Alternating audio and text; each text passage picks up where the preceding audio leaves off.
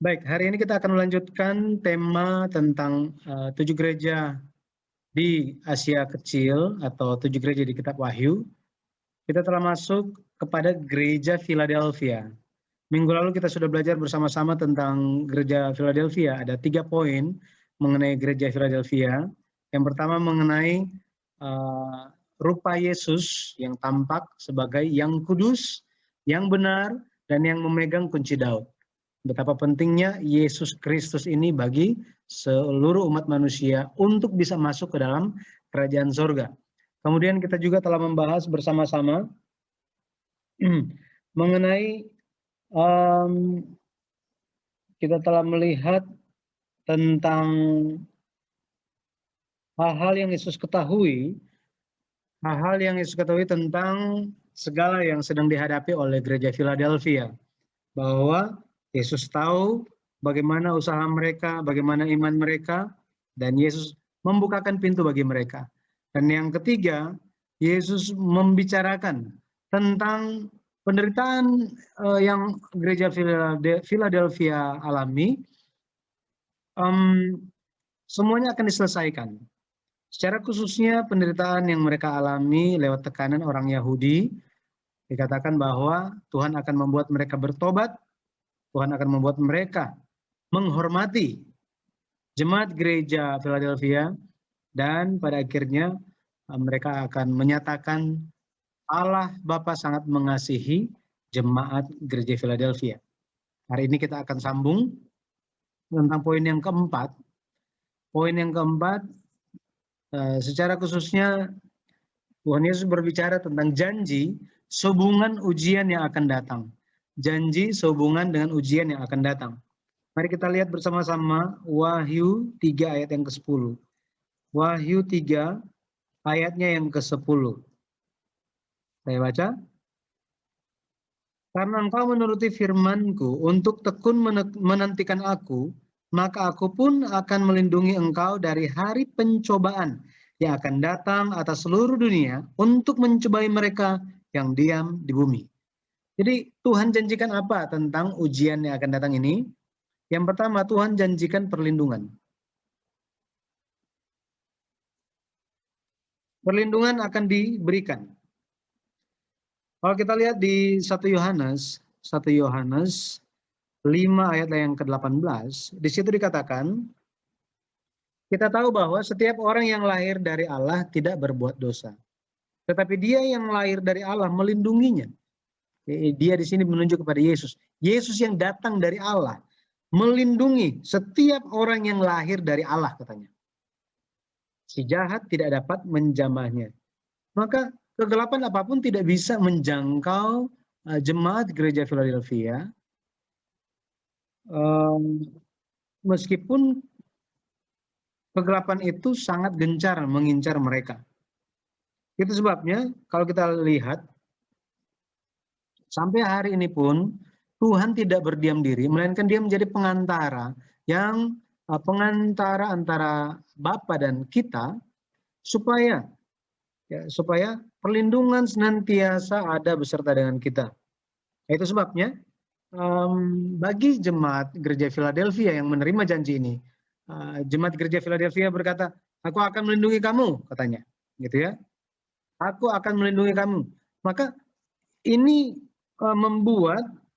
membuat gereja Philadelphia memegang Yesus Kristus, memegang firman Tuhan, dan tidak akan mengkhianati Tuhan, gitu ya. Yohanes 17 ayat 11, kalau kita lihat di situ, Yohanes 17 ayat yang ke-12 dikatakan, selama aku bersama mereka, aku memelihara mereka dalam namamu, yaitu nama yang telah engkau berikan kepadaku. Aku telah menjaga mereka dan tidak seorang pun dari mereka yang binasa, selain daripada dia yang telah ditentukan untuk binasa, supaya genaplah yang tertulis dalam kitab suci. Jadi kepada jemaat gereja Philadelphia, ini firman yang sangat menghiburkan. Kenapa? Karena Tuhan bilang, aku akan melindungi engkau. Aku akan selalu beserta dengan engkau. Jadi kenapa gereja Philadelphia menerima janji perlindungan dari Tuhan ini karena mereka tekun menuruti firman Tuhan. Ya. Mereka menuruti firman Tuhan untuk bertekun dan bertahan sampai akhir. Menuruti firman. Untuk apa? Bertekun. Sampai akhir katanya. Oke. Wahyu 3 ayat yang ke-10. Kalau bahasa Indonesianya kan dibilang karena engkau menuruti firmanku untuk tekun menantikan aku, gitu ya. Kalau versi bahasa Inggrisnya, kalau saya baca New King James Version, di situ dikatakan, because you have kept my command to persevere, katanya. Jadi engkau telah menuruti firmanku untuk bertahan, katanya. Untuk bertahan. Bertahan. Itu sebabnya bagi kita hari ini pun sangat penting untuk bertahan sampai akhir. Ketekunan itu kita bisa pelajari, teladan ketekunan itu dari Yesus Kristus. Tekun yang seperti apa? Dia tekun, bertahan untuk mengasihi kita, untuk menebus kita sampai akhir, bahkan sampai mati. Maka seperti Yesus, kita harus berusaha, mohon perlindungan, mohon kekuatan untuk bisa bertahan sampai akhir. Memang banyak orang yang tidak bertahan sampai akhir. Kalau kita lihat berita-berita, apalagi berita-berita yang memancing gitu ya, memancing emosi. Wah, ini murtad. Oh, ini apa? Mualaf dan lain-lain. Jadi kesel gitu ya. Tapi kita harus belajar lewat itu semua. Kita harus bertahan sampai akhir. Filipi 2 ayat 8 sebagai referensi bagi kita. Ya, Filipi 2 ayat 8. Kita harus bertekun untuk menantikan Tuhan. Jadi banyak orang yang melihat salib Kristus itu sebagai kegagalan, tetapi sebenarnya kuasa salib itulah yang mengubah kegagalan menjadi kemenangan. Manusia telah gagal untuk taat, tetapi lewat Yesus Kristus bisa taat, sehingga kita semua ada kesempatan untuk taat, gitu ya. Makanya kita perlu bertahan sampai akhir. Bertahan sampai akhir. 2 Timotius 2 ayat 10. 2 Timotius 2 ayat 10. Dikatakan, karena itu aku sabar menanggung semuanya itu bagi orang-orang pilihan Allah, supaya mereka juga mendapat keselamatan dalam Kristus Yesus dengan kemuliaan yang kekal. Jadi, kadang kita lelah, letih, kadang hati kita tersakiti, jangan kita biarkan itu berlama-lama. Kita harus membawa semuanya dalam doa, minta Tuhan tolong buat saya bertahan. Kenapa? Karena di hari-hari akhir akan banyak muncul penurhaka, mereka akan memecah belah gereja, ya seperti itu, untuk kepentingan pribadi. Makanya kita harus melihat kehendak Tuhan dan kita harus bertahan sampai akhir. Ya, jangan kita tanpa sadar berdiri di pihak ya yang melawan Tuhan. Oke. Jadi janji yang pertama itu adalah mengenai perlindungan Tuhan. Janji yang kedua itu apa? Janji yang kedua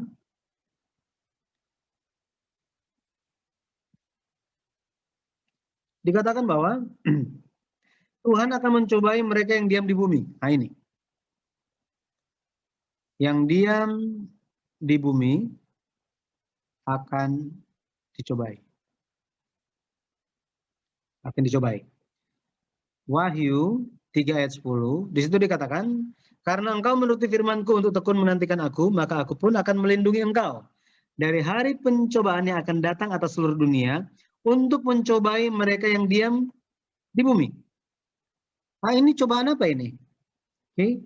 Ini bicara mengenai cobaan di akhir zaman. Ya, cobaan di akhir zaman. Akhir zaman. Sejak penciptaan tidak ada pencobaan yang begitu dahsyatnya seperti ini katanya. Ini pencobaan yang sangat dahsyat. bukan untuk nakut-nakutin, akan tetapi kita harus lihat Alkitab apa adanya. Dari sekarang ini kita harus menguatkan iman kita, jangan sampai cobaan itu ketika menimpa kita akan lewat. Kenapa? Karena tidak ada pencobaan yang sebesar ini sejak penciptaan katanya. Dan akan mendatangi seluruh dunia. Nah, dikatakan bahwa secara khususnya dikatakan yang diam di bumi ini akan dicobai. Tuhan akan mencobai. Jadi ini Tuhan. Dia akan mencobai, ya. Dikatakan sebentar. Jadi hari pencobaan, saya baca aja ya sesuai dengan ini Alkitab. Aku akan melindungi engkau dari hari pencobaan yang akan datang atas seluruh dunia untuk mencobai mereka yang diam di bumi. Jadi Tuhan mengizinkan pencobaan ini datang dan mencobai mereka yang diam di bumi. Maksudnya apa? Maksudnya kita harus menjadi orang yang diam di sorga.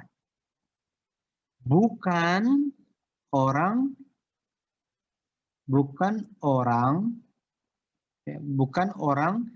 yang diam di bumi. Oh, maksudnya apa? Jadi ini sementara berbicara tentang hal rohani. Oke? Hal rohani. Bicara mengenai iman kita. Jika kita berada di tingkatan sorga, maka kita akan terhindar. Bukan hanya terhindar, kita akan menang atas pencobaan ini. Tetapi mereka yang hanya berfokus kepada bumi, hal-hal bumi, bukan berfokus kepada kehendak Tuhan, ya. Orang-orang inilah yang selalu hanya memikirkan tentang perkara-perkara dunia. Mereka tidak akan bertahan. Tidak akan bertahan. Ya. Matius 24 ayat 21 katakan, sebab pada masa itu akan terjadi siksaan yang dahsyat, yang seperti yang belum pernah terjadi sejak awal dunia sampai sekarang, dan tidak akan terjadi lagi. Ya. Ayat 22 bilang apa? Ayat 22. Dan sekiranya waktunya tidak dipersingkat, maka dari segala yang hidup tidak akan ada yang selamat. Akan tetapi oleh karena orang-orang pilihan, waktu itu akan dipersingkat. Nah, jadi karena kita, ya. Daniel 12 ayatnya yang pertama dikatakan begini. Pada waktu itu juga akan muncul Mikael, pemimpin besar itu, yang akan mendampingi anak-anak bangsamu. Dan akan ada suatu waktu kesesakan yang besar, seperti yang belum pernah terjadi sejak ada bangsa-bangsa sampai pada waktu itu. Tetapi pada waktu itu, bangsamu akan terluput, yakni barang siapa yang didapati namanya tertulis dalam kitab itu.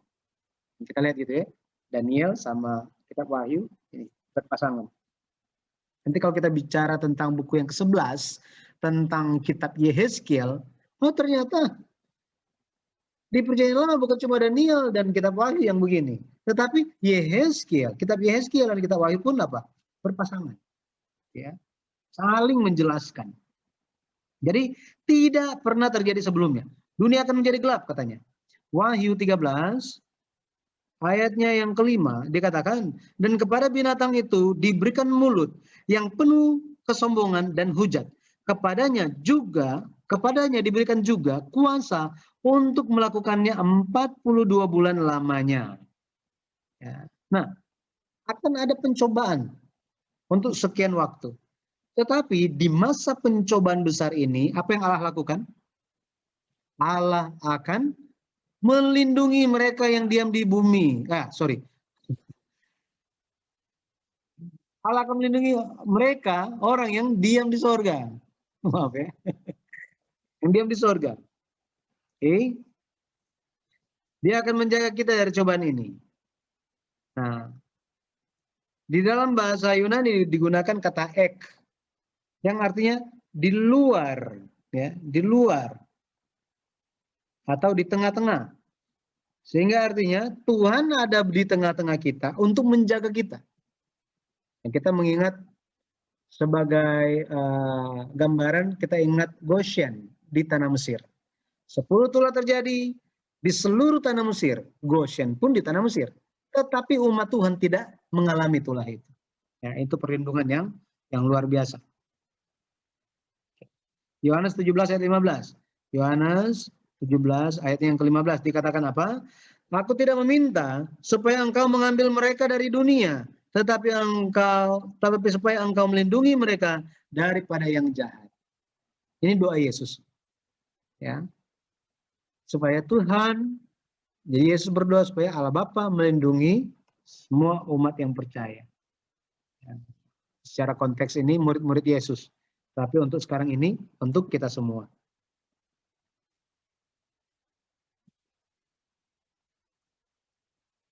Jadi sama seperti ujian. Kita semua pernah sekolah, ada ujian ya. Aduh, kayaknya susah sekali, terlalu berat gitu kan. Tetapi kalau kita ada kunci jawabannya, ada tahu cara untuk siap ya, untuk menjawabnya, maka kita akan bisa melaluinya. Ya, seperti itu. Itu tadi sebagai referensi yang Goshen saya bilang tadi. Dan bisa dilihat di Keluaran, kitab Keluaran 8 ayat 22, kemudian 9 ayat 6.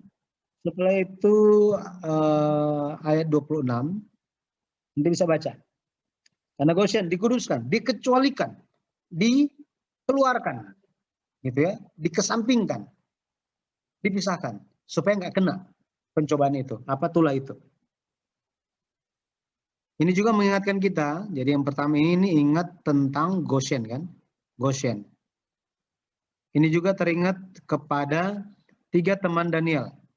3 teman Daniel. Ya, Daniel 3 ayat 25. Jadi ketika semua alat musik berbunyi, Raja Nebukadnezar memerintahkan supaya semua orang sujud menyembah patung yang dibangunnya. Tetapi 3 teman Daniel ini tidak menyembahnya. Sampai sudah dibilang, Raja udah bilang baik-baik, tetap aja sampai Raja kesal. Mereka bilang apa? Meskipun Raja menghukum kami tahu Tuhan akan melindungi kami. Tetapi meskipun Tuhan tidak lindungi kami dan kami mati terbakar, kami tetap tidak akan menyembah patung itu. Wah, hebat ya? Luar biasa. Luar biasa.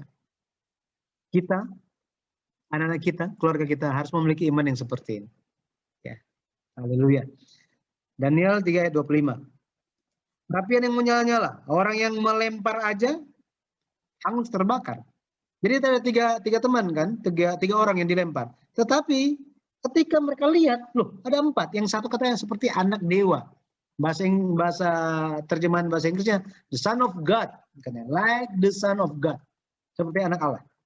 Ya, jadi ini menunjukkan bahwa di tengah pencobaan besar, Allah beserta, Allah melindungi.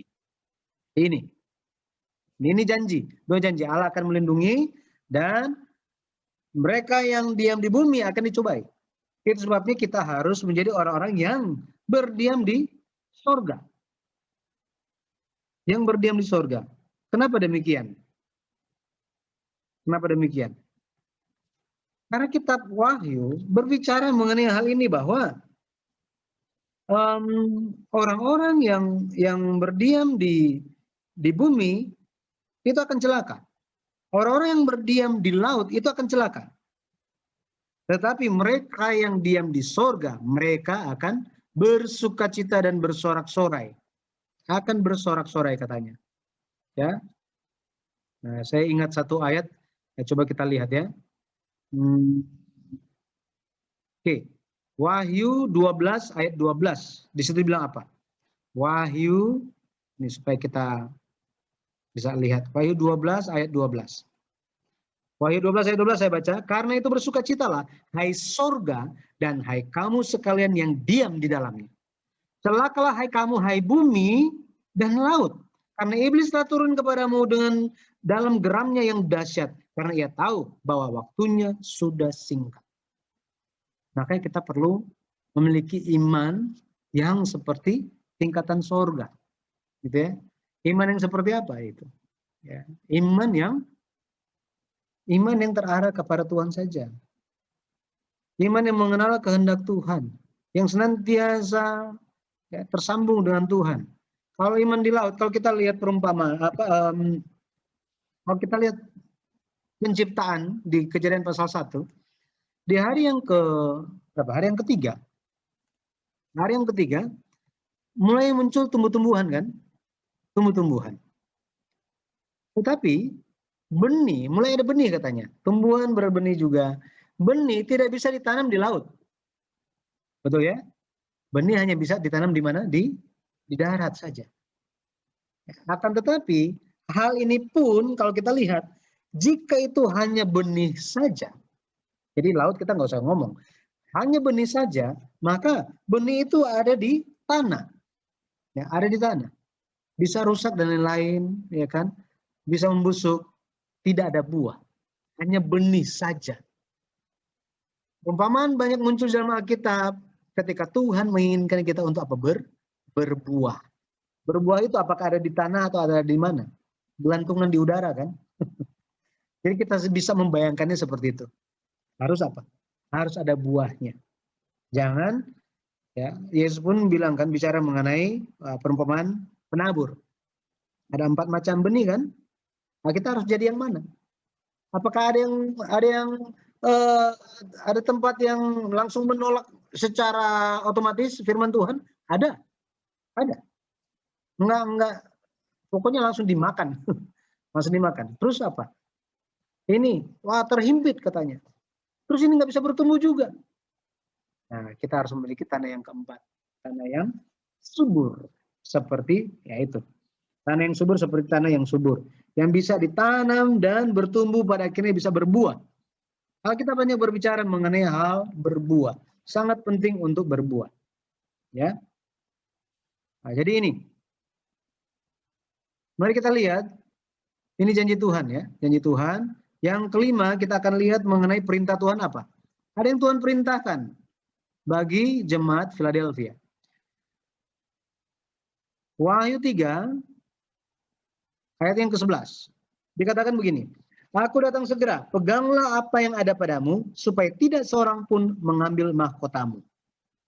Oke. Peganglah, katanya. Peganglah.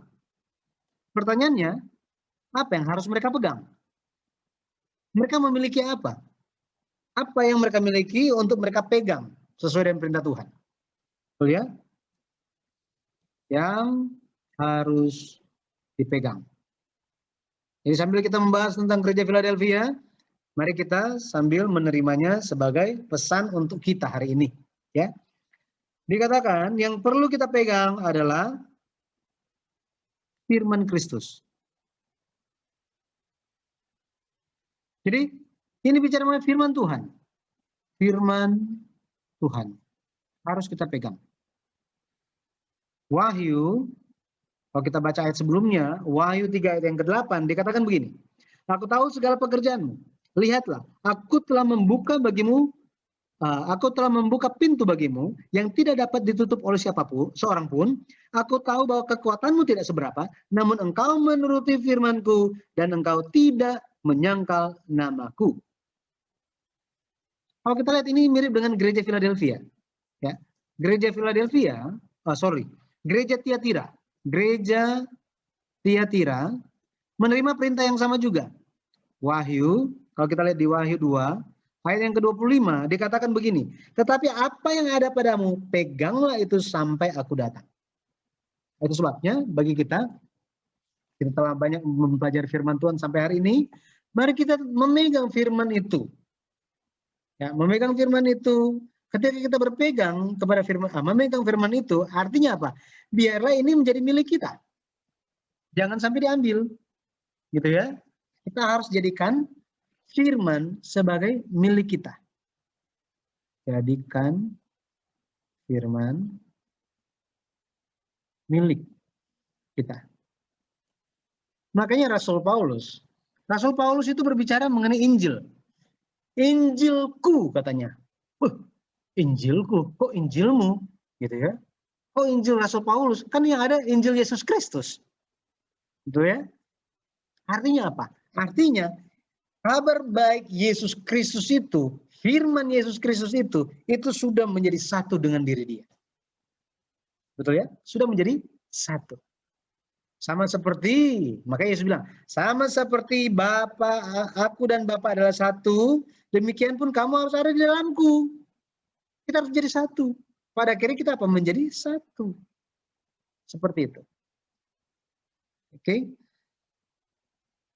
Maka muncul pertanyaan. Katanya yang harus kita pegang adalah firman, kan? Firman. Kenapa harus dipegang? Oke, kenapa? Dikatakan di Wahyu 3 ayat 11, jawabannya apa? Karena aku, Yesus ya, datang segera. Datang segera. Aku datang segera. Wahyu 3 ayat 11, aku datang segera. Peganglah apa yang ada padamu, supaya tidak seorang pun mengambil mahkotamu. Referensi lainnya, Wahyu 22 ayatnya yang ke-12 dikatakan begini, sesungguhnya aku datang segera, dan aku membawa upahku untuk membalaskan kepada setiap orang menurut perbuatannya. Tapi banyak orang berkata, Tuhan sudah datang 2000 tahun yang lalu. Beneran mau datang nggak sih? Kayaknya lama banget. Dari dulu bilang apa? Oh, sudah dekat. Harinya sudah dekat. Harinya sudah dekat. Sudah dekatnya kapan? Sampai sekarang belum datang-datang tuh. Nah, banyak yang bertanya-tanya seperti ini, ya. Tapi ini adalah pertanyaan-pertanyaan dan pemikiran-pemikiran dari sudut pandang manusiawi. Kita harus melihat bahwa sudah ada waktu yang telah Allah tentukan di dalam penyelenggaraan sejarah perebusan. Jadi kedatangan Tuhan itu bukannya, oh ya gimana ya, kapan ya? Kapan ya Yesus akan pergi ya? Kapan ya Yesus akan disalib ya? Hari apa ya? Coba kita pikirkan dulu ya. Kapan ya? Yesus akan datang kembali kapan ya? Tidak seperti ini. Sama seperti kita juga. Ketika kita merencanakan sesuatu hal, kan kita bukannya bertanya kapan, tetapi sudah ditentukan semuanya. Oh, tiketnya kapan? Tiketnya tanggal 20 April 2021. Oke, 20 April 2021. Jam berapa? Kan? Kita udah tahu semuanya kan? Tinggal tunggu seperti itu. Nah, jadi berbeda. Waktu Allah telah ditentukan dan Yesus akan datang sesuai dengan waktu Tuhan. Itu sebabnya kita harus melihat waktu Tuhan itu sebagai hari ini. Kenapa? Kenapa harus dilihat sebagai hari ini? Karena kalau misalnya orang lihat itu masih jauh, oh masih lama Tuhan datang, oh nanti aja bertobatnya. Betul kan? Nanti aja rajinnya, belajar Alkitabnya nanti aja. Mau paham kehendak Tuhan itu nanti aja. Ya, sekarang masih banyak waktu kok. Ya. Sehingga firman, Yesus, hal doa, hal menantikan, hal memiliki iman yang proaktif, ini akan diabaikan. Tetapi kita harus melatih setiap hari. Setiap hari Yesus ada bersama dengan kita.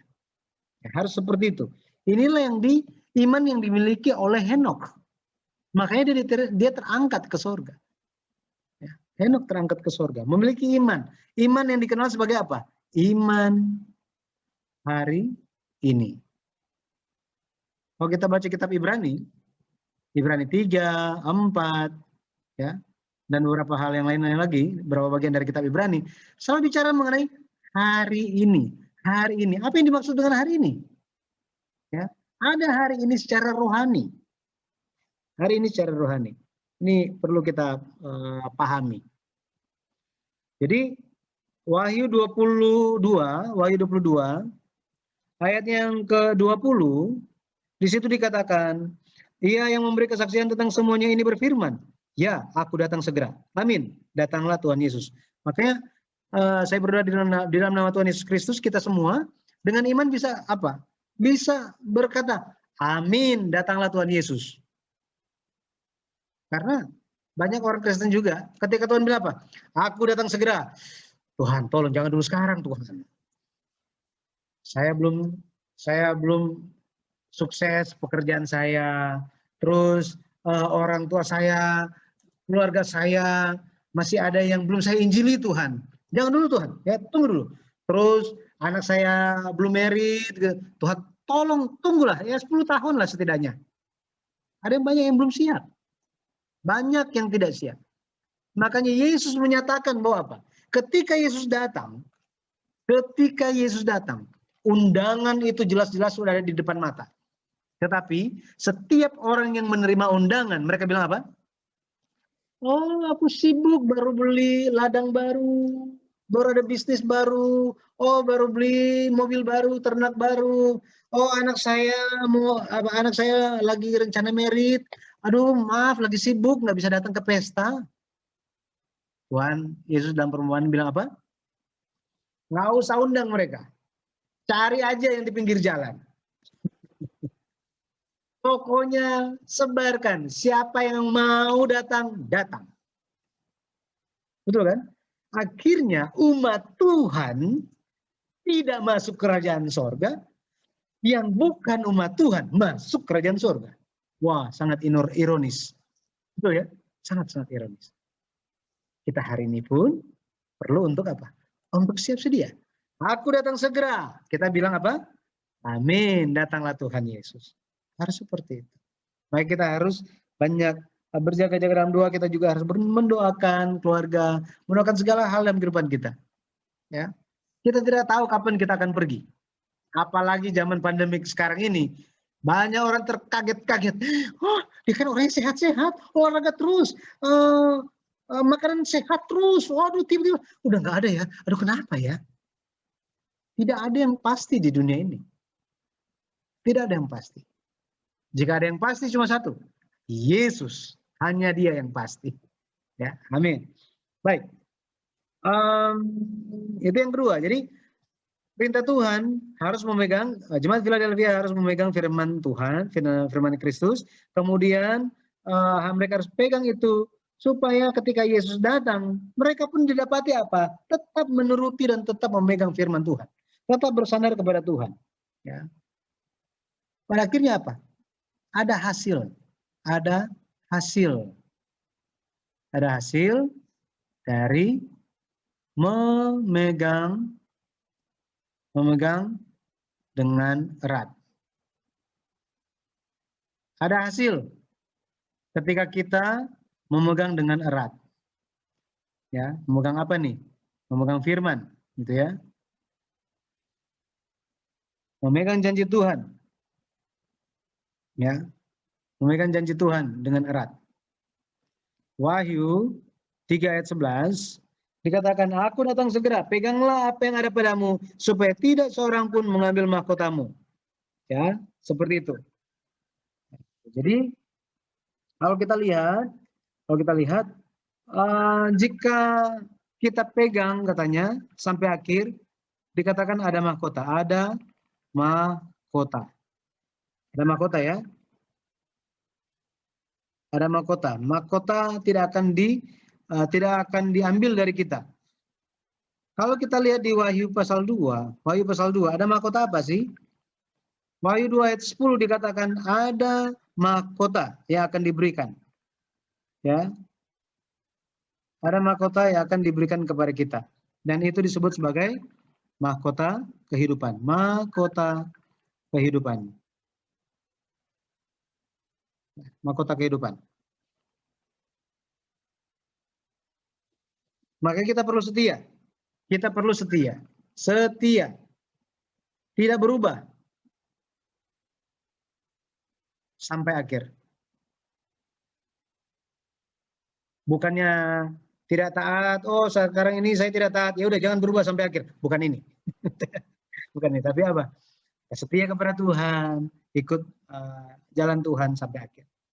Yang keenam, ada berkat katanya. Berkat bagi yang menang. Berkat bagi yang menang. Yang pertama dikatakan, dia akan menjadi soko guru. Ya, soko guru. Dalam terjemahan lain ini adalah tiang. Oke, tiang dalam bait suci. Bait suci Tuhan. Wahyu Ya, jadi bagian pertama kita akan lihat tentang soko guru. Wahyu 3 ayat 12. Wahyu 3 ayat yang ke-12. Sini dikatakan, barang siapa menang, ia akan kujadikan soko guru di dalam bait suci Allahku, dan ia tidak akan keluar lagi dari situ. Jadi ini tiang. Jadi seperti apa? Seperti bangunan, ya kan? Kalau misalnya ini rumah gitu kan, ya, ada rumah. Ini kan ada tiang-tiangnya kan? Ya. Jika ada tiang-tiang di dalam rumah, tiang ini tidak akan diambil. Kenapa? Nanti roboh. Makanya Tuhan sayang sekali. Tuhan lihat betapa pentingnya jemaat yang setia sampai akhir. Tuhan janjikan apa? Kalian akan menjadi tiang di dalam bait suci Tuhan. Artinya apa? Aman. Kita ada di mana? Ada di dalam. Gitu ya. Ada di dalam. Inilah Yerusalem yang turun dari sorga. Wahyu 21 ayat 22 di situ dikatakan, dan aku tidak melihat bait suci di dalamnya, sebab Allah Tuhan yang Maha Kuasa adalah bait sucinya, demikian juga anak domba itu. Jadi maksudnya apa? Artinya kita menjadi sosok yang penting di dalam sejarah penebusan. Jadi menjadi, katanya, bagi yang menang akan dijadikan Tuhan soko guru dalam bait suci Tuhan. Artinya apa? Artinya menjadi sosok penting bagi Tuhan. Sekarang, ibu-ibu penting bagi saya atau enggak, itu enggak ada masalah ibu-ibu. Tetapi kita harus apa? Harus penting bagi Tuhan. Tuhan sampai lihatnya, wah ini harus ada. Kalau enggak ada, bisa berabe ini. Ya, harus ada. Seperti itu. Ya, harus menjadi sosok yang penting katanya. Ini suatu berkat. Galatia, coba kita lihat. Galatia 2 ayat 9. Kita lihat di sini. Galatia 2:9 saya baca, dan setelah melihat kasih karunia yang dianugerahkan kepadaku, maka ini Paulus bicara, maka Yakobus, Kefas atau Petrus, dan Yohanes yang dipandang sebagai soko guru jemaat, ini sama, sebagai tiang jemaat, ya, berjabat tangan dengan aku dan dengan Barnabas sebagai tanda persekutuan, supaya kami pergi kepada orang-orang yang tidak bersunat dan mereka kepada orang-orang yang bersunat. Jadi kita harus melihat bahwa apa? Bahwa semua anggota keluarga kita itu penting. Oh ya, memang saya anggap seperti itu. Oke, sekarang diperluas. Kita harus melihat bahwa apa? Setiap kita yang ada yang belajar ini, semuanya orang penting. Kita harus melihat bahwa setiap orang di dalam gereja adalah orang yang penting. Kalau kita memiliki sudut pandang yang demikian, maka kita akan menghargai mereka. Kita akan mendoakan mereka. Kita akan baik. Kita akan membagi kasih dengan mereka. Ya, jadi ini. Jadi menjadi soko guru artinya menjadi sosok yang penting. Arti yang berikutnya apa? Soko guru ini. Artinya ini menjadi orang yang tersisa. Orang yang tersisa. Ini. Menjadi orang yang tersisa. Selain menjadi sosok yang penting, akan menjadi orang yang tersisa.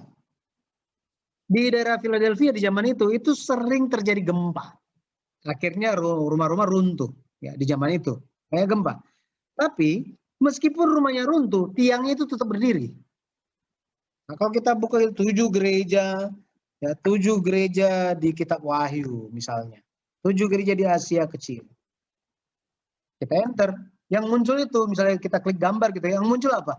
Tiang-tiang itu sisa-sisa yang sudah ribuan tahun. Ya, dahsyat. Tiang-tiangnya kenapa? Karena mereka membangun tiang-tiang itu begitu kuatnya. Makanya ketika Yesus bilang, kalian akan aku jadikan soko guru di dalam bait suciku, mereka sudah langsung paham. Oh, seperti itu. Oke. Jadi mereka harus berdiri teguh, berdiri dan apa? Harus bertahan sampai akhir. Apapun gempa bumi seperti apapun harus bertahan sampai akhir. Ya, bertahan sampai akhir. Jadi berkat yang menang, yang pertama adalah menjadi soko guru. Yang kedua, apa berkatnya? Dikatakan akan menerima 3 nama. Nah, akan menerima 3 nama. Wahyu 3 ayat 12 dikatakan, Barang siapa menang, ia akan kujadikan soko guru di dalam bait suci Allahku, dan ia tidak akan keluar lagi dari situ. Dan padanya akan kutuliskan nama Allahku, nama kota Allahku yaitu Yerusalem baru, yang turun dari sorga dari Allahku, dan namaku yang baru. Jadi padanya, pada mereka yang menang, akan terima 3 nama ini, akan diberikan, ya, akan dituliskan katanya. Apa aja? Yang pertama, nama Allahku. Kemudian yang ketiga, ya, yang kedua bicara tentang nama kota Allahku. Oke. Dan yang ketiga apa? Dikatakan namaku, nama Yesus yang baru. Nah, ini akan dianugerahkan katanya. Sekarang, apa yang dimaksud dengan nama Allahku? Ya, kalau kita bicara mengenai nama ini bicara mengenai, ya, nama. Ini artinya keberadaan. Bayangkan kalau misalnya kita cuma dipanggil-panggil, hey, hey, hey, hey, hey. Kan bisa, huh? Kok panggil saya kan ada nama. Kok panggil-panggil hey, hey, hey, emang saya nggak ada. Gitu. Ya, ketika dipanggil nama, oh artinya ada, gitu ya. Jadi keberadaan, menunjuk kepada keberadaan. Jadi bagi mereka yang memiliki nama seperti ini, ya, ini menjadi milik, ya, hak kepemilikan, milik Tuhan, oke, milik Tuhan. Untuk membantu kita mengerti, Wahyu 14 ayat 1 dikatakan di situ ada 144.000 orang. Nah, 144.000 orang dikatakan itu dahinya tertulis nama Bapa dan nama anak domba. Ya kan? Ini bicara mengenai ini. Tertulis nama Bapa dan nama anak domba. Oke. Artinya apa? Ini artinya, ini berarti Tuhan mengakui kita sebagai miliknya. Jadi 144.000 orang ini yang berdiri di Bukit Sion adalah milik Tuhan. Ya, milik Tuhan. Ketika kita menjadi milik Tuhan, pastilah kita dilindungi. Referensinya Yesaya 43 ayatnya yang pertama sampai kedua. Engkau ini kepunyaanku, janganlah engkau takut katanya. Menyeberangi air, laut, menyeberangi air, api, engkau tidak akan celaka. Aku beserta dengan engkau. Luar biasa, gitu ya. Jadi nama Allahku, ya, nama Allahku. Artinya apa? Artinya kita menjadi milik kepunyaan Allah. Kemudian nama kota Allahku. Ini bicara mengenai tempat kan? Tempat. Ya, tempat tidak ada air mata. Ini bicara mengenai surga. Ya, surga. Tidak ada lagi duka cita. Wahyu 21 ayat yang keempat. Tidak ada lagi tangisan. Ini. Matahari, bulan, nggak perlu lagi di sana katanya. Kenapa? Karena anak domba akan menjadi terang itu sendiri. Yesus adalah terang itu sendiri. Maka kita bisa lihat perbedaan antara di kitab Kejadian pasal 1 ya, Kejadian pasal 1, hari pertama dan hari keempat. Hari keempat. Di sini ada terang kan? Ya, terang. Tak berwujud. Tapi ada. Ada. Betul ya? Di sini terangnya, terang itu berwujud. Siapa itu? Ini bicara tentang Yesus Kristus kan? Yesus. Ya, ini Yohanes 1 ayat 1 sampai 4 dan ayat 14. Terang, dan di dalam terang ada hidup manusia. Maka kembali lagi, ya, kembali lagi Yesus, ya, Yesus akan menjadi terang itu sendiri. Referensinya bagi kita Wahyu 21 ayat 23. Ayat 23, Kemudian Filipi 3 ayat 20. Filipi 3 ayat 20 di situ dikatakan kewarganegaraan kita, paspor kita, KTP kita itu apa? Sorga. Ini KTP sorga. Kartu tanda penduduk sorga. Ya, ini kita semua. Makanya kita harus menantikan juru selamat. Kenapa? Karena hanya mereka yang menantikan juru selamat adalah itu penduduk sorga, gitu ya. Berikutnya bicara mengenai itu nama kota Allahku, ya, nama kota Allahku. Kemudian nama Yesus yang baru. Nah, kita telah melihat mengenai hal ini. Nama Yesus yang baru, nama Yesus yang baru, namaku yang baru katanya. Oke. Wahyu 19 ayat yang ke-12 dikatakan tidak ada yang tahu, hanya Yesus yang tahu. Mengenai nama ini hanya Yesus yang tahu. Ya, dia yang punya nama, jadi ya hanya dia yang tahu. Hanya Yesus saja yang tahu. Oke. Tetapi bukan hanya itu, kalau kita lihat ini menyatakan nama ini, jadi nama Yesus yang baru ini menyatakan Yesus dengan sempurna. Jadi lewat nama ini menyatakan siapa Yesus yang sebenarnya, ya. Siapa Yesus yang sebenarnya? Dengan sempurna dijelaskan, dinyatakan. 1 Korintus 13 ayat 12 dikatakan apa? 1 Korintus 13 ayat 12. Sekarang kita melihat dalam cermin suatu gambaran yang samar-samar, tetapi nanti kita akan melihat muka dengan muka. Sekarang aku hanya mengenal dengan tidak sempurna, tetapi nanti aku akan mengenal dengan sempurna, seperti aku sendiri dikenal. Tuhan mengenal kita sepenuhnya kan, dengan sempurna kan? Apakah kita mengenal Tuhan dengan sempurna? Nah, lewat nama ini kita akan bisa mengenal Tuhan dengan sempurna. Ya, dengan sempurna. Wahyu 22 ayat 4. Wahyu 22 ayat 4. Dan mereka akan melihat wajahnya dan namanya akan tertulis di dahi mereka. Ya.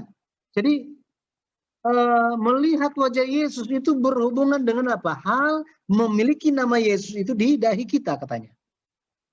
Kemudian nama yang baru ini nama yang diberikan lewat salib. Diberikan lewat atau melalui salib. Melalui kayu salib. Ya.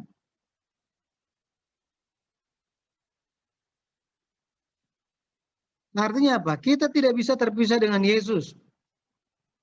Kalau kita terpisah dari Yesus, kita tidak bisa tahu nama ini. Ya. Wahyu 2 ayat 8 dikatakan dalam keadaannya sebagai manusia, ia telah merendahkan dirinya dan taat sampai mati, bahkan sampai mati di atas kayu salib. Oke? Ayat yang 9 bilang apa?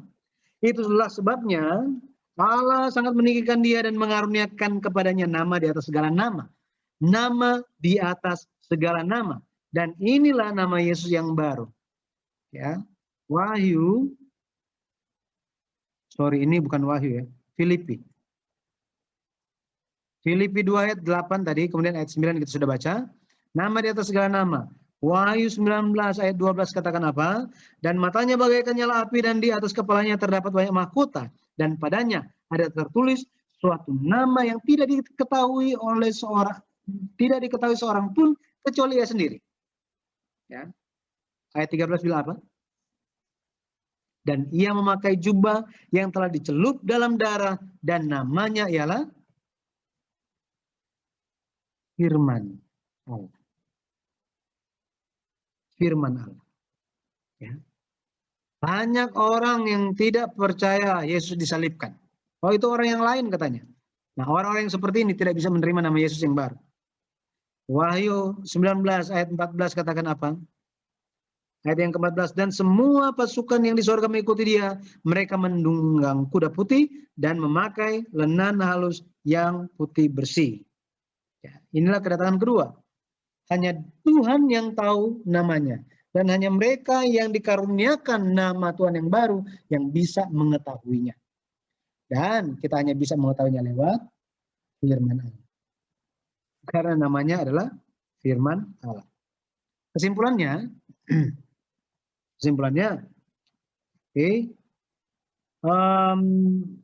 Wahyu 22 ayat 4 dikatakan begini.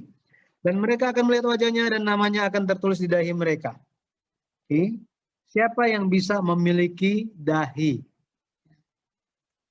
Memiliki nama, ya, nama di dahi. Namanya.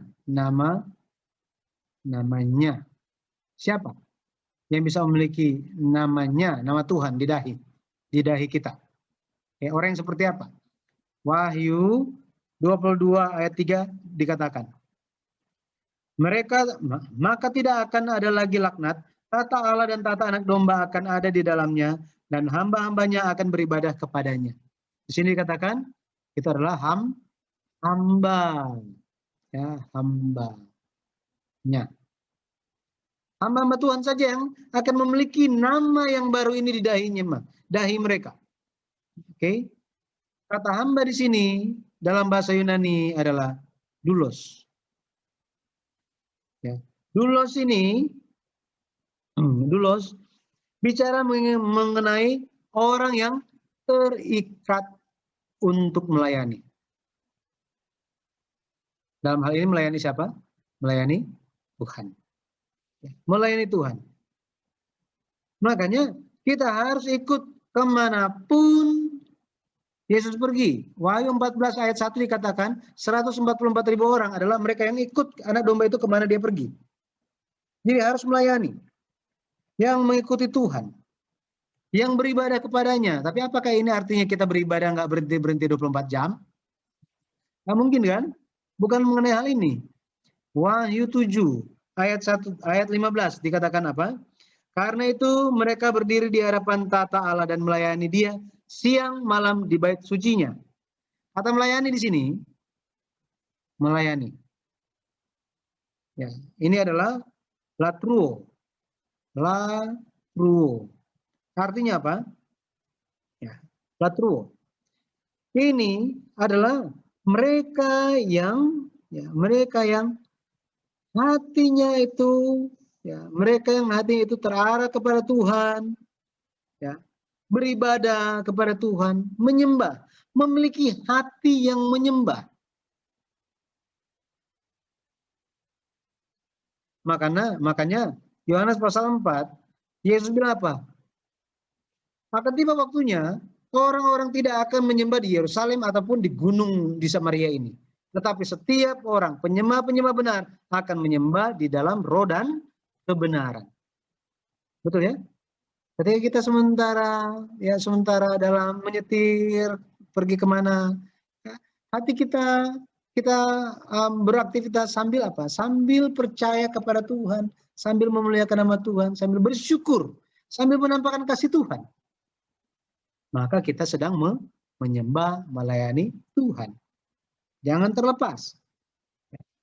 Supaya kita bisa melayani Tuhan siang dan malam.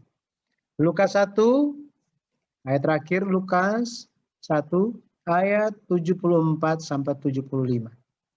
Dikatakan begini. Supaya kita terlepas dari tangan musuh, dapat beribadah, latruo, beribadah kepadanya tanpa takut dalam kekudusan dan kebenaran di hadapannya seumur hidup kita. Ya, jadi pada akhirnya saya berdoa di dalam nama Tuhan Yesus Kristus, mulai sekarang pun mari kita memiliki sikap hati yang menyembah, yang selalu ingat Tuhan di dalam segala hal yang kita lakukan dalam hidup kita. Dengan demikian, kita akan terus menjalankan peran kita sebagai jemaat gereja Philadelphia di hari akhir yang terukir nama Tuhan di dalam dahi kita, yang mengenal kehendaknya dan menang di hari akhir. Amin.